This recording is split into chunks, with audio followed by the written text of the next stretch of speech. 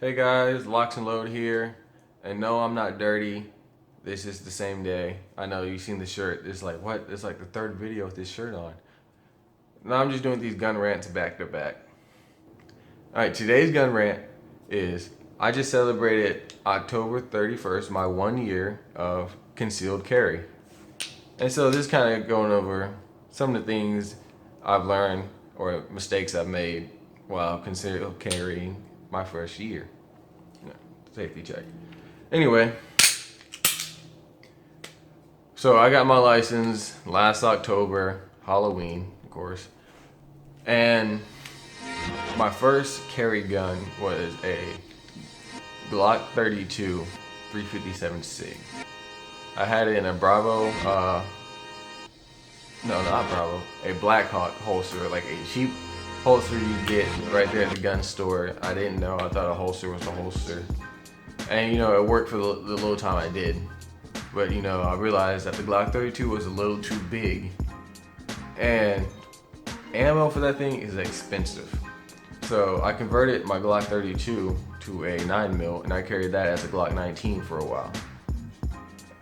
Again, the size is a little too big, but then again, I was learning and I didn't have the right holster for it. I didn't really know how to dress around the firearm. So I ended up selling it. And then I picked up a Taurus PT-111. I carried that for a long time. I did a number of videos with that Taurus PT-111 9mm. I really liked it, but then for some reason I decided, I was like, you know what, man, I want a 45. So I traded my Taurus, I sold my Taurus, and I got me an XDS 45. Carried that for a few months. Again, I liked it. It was cool. It was small, compact. But again, as time goes, like, your thinking when you conceal carry changes. At first, I just wanted to carry a gun. Like, at first I didn't even carry around in the chamber. Like, for about the first month of concealed carry, I didn't carry around in the chamber because I was so scared and nervous that the gun was going to go off in my pants because I was carrying opinions, and you don't want that. But after a while, I kind of just said, all right, I just gotta do it. And I carried around the chamber, and after a while, you get used to carrying with around in the chamber. You stop thinking about it for a while. And I had the Glock, but then again, being new, it didn't have a safety, so I was kind of nervous about it. So that's why I got switched that for the Taurus, because it had a safety. And I carried that for a while, and now I was like, I don't want a safety, but I still want a safety feature. So that's what led me to get the XDS 45, because it had the grip safety and the trigger safety. Again, carried that, but then my thinking had changed from just having a nice concealed gun that feels good to making sure, like, I only got 6 rounds because I didn't carry a spare mag back then. So I only had the 6 rounds in that pistol. And so after a while, my thinking changed. So I started carrying a spare mag for my XDS 45 in my pocket. And then I was still, going to classes, meeting people, doing my channel and whatnot. So I was getting input for you guys. And then, of course, things that were happening in the news makes you think and change about different situations coming up. And so, over time, my thinking changed from having 6 rounds in my pistol and 6 in my pocket to going back to the Taurus PT-111, holding 13 rounds of 9mm in a mag.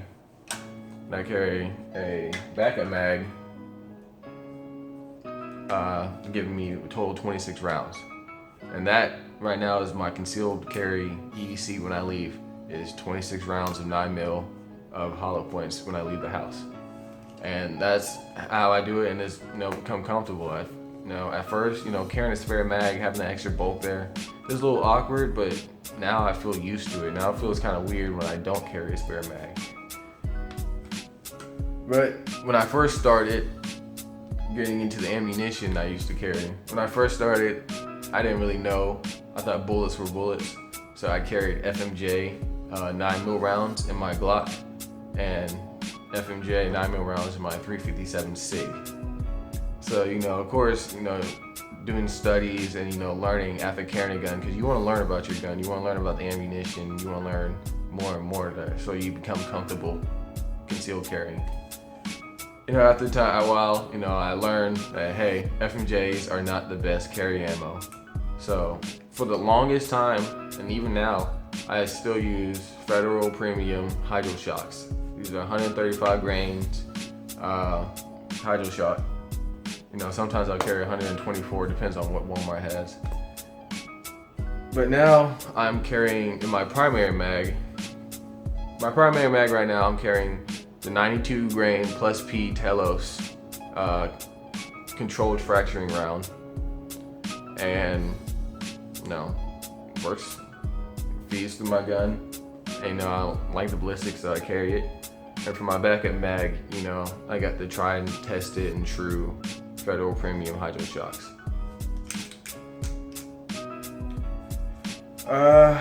What else? Oh yeah, holsters. Get you a good holster. That Blackhawk cheap holster I had it'll get the job done, but please, just because it's quick and accessible and it's on there in the shelves and it's cheap, it's not really gonna work. Like, the thing flopped around, it moved around a lot, and it printed. It was not a good holster. Just because it was cheap and affordable, it was not a good holster. But right now, so far, my favorite holsters are these Concealment Express. If you're worried about wait times and, not having to spend a lot of money in your holster, I spent $30 or so on Amazon. I'll put a link in the description. On these Concealment Express holster, and I have been carrying this holster for a year now. Well, close to a year. Like 11 months or so. And works fine. I kind of have mine. You can adjust the retention on these, so you can have it real stiff. I have mine a little looser because when I want to draw, I don't want so much retention. But at the same time, I don't want it to just fall out. But it's real smooth. But yeah, get you a good holster. I prefer these belt clips. These are my favorite belt clips because it's got that little ledge here, so I can slip on my belt and easily take on or take off, put in my glove box or my center console if I need to. If I'm going in an area where I cannot carry a firearm. Oh yeah. If it's ever hot outside and you're carrying a firearm, please remember that you're carrying a firearm and don't do what I did, like in the store, and take your shirt up to wipe your face, because then you're gonna show everybody your gun. Luckily, no one was around to see it, but I realized while I was wiping my face, like, oh my god, what am I doing? Don't do that. It's printing. Printing, I still can worry about now. I still have not really gotten over that, but oh my goodness, like printing is probably like one of my biggest concerns when I conceal carry, because I'm so like concerned that it's like, oh my god, this is the slightest bulge in my shirt, everybody in the whole store is gonna know I got a gun. Oh my god. And I kind of have to tell myself that, hey, chill out, nobody's looking down there at your pants. No one cares. If you start acting all weird and kind of messing with your pants or messing with your shirt, then that draws attention to what you're doing, and then people are gonna be like, why do you keep messing with this shirt and these pants? What's going on down there?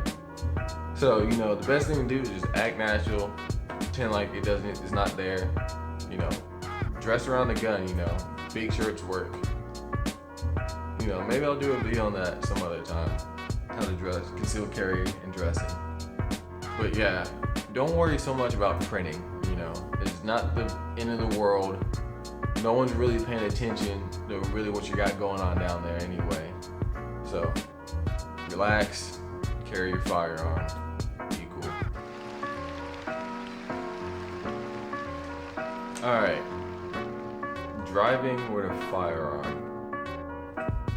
It was not that bad. Sitting is weird. When I first started, I didn't really know how, but it's real easy. All you gotta do is hike your pants up and you sit.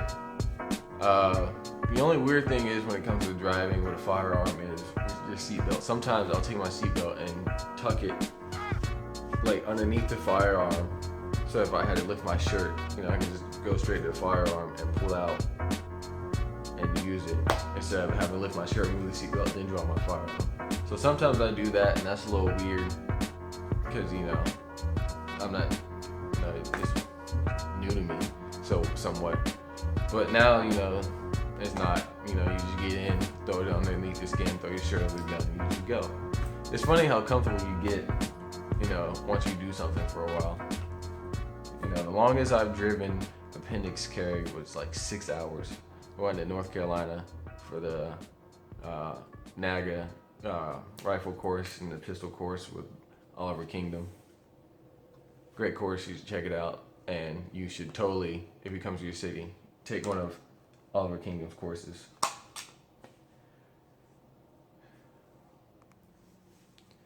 Alright, belts. When I first started concealed carrying, you know, I'd have, you know, a belt like this. And you can see I can bend it with my hands.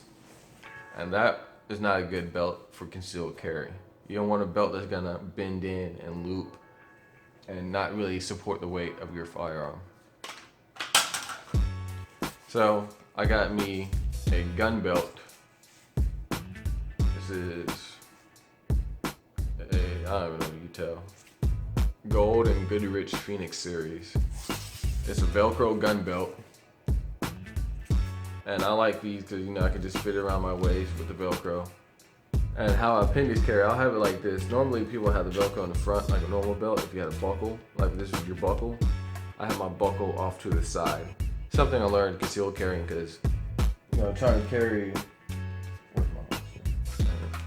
with that huge bulge on your gun belt is kind of awkward. So it's easier to move it over here and have my belt and my buckle off to the side. So I have all this room here so I can mount my pistol and my spare mag. And that's where I'm at with gun belts. You don't really need to pay a lot of money for a decent gun belt. This one's cheap. But certainly, you know, if you want a good gun belt, you're gonna have to pay money. It's not gonna be cheap. But that's how I carry my setup, and this is my belt that I carry every day. Alright, wrapping up the video. Where am I at now at my 1 year of concealed carry? Well, I like this setup, but I'm getting a phone call. Someone, don't call me in the middle of the video. What's wrong with you? Anyway, this is my setup. This is cool and all, but this stuff likes to move around and I have to keep readjusting it. And then on top of that, I do want one of those Glock Gen 5s. So I've been thinking of getting a Glock Gen 5, Glock 19 Gen 5, with like a Glock 17 spare mag. I was gonna get one of the appendix holsters that carries a spare mag that's got the little wing to it to help keep it pressed against your body so it doesn't stick out in print, which is really one of my biggest problems because I'm skinny. So this part likes to stick out of my shirt. That's kind of where I'm at. That's what I'm looking at doing in the near future. But for right now, this is my setup. That's my 1 year of concealed carry. That's what I've learned and some of the mistakes I've made.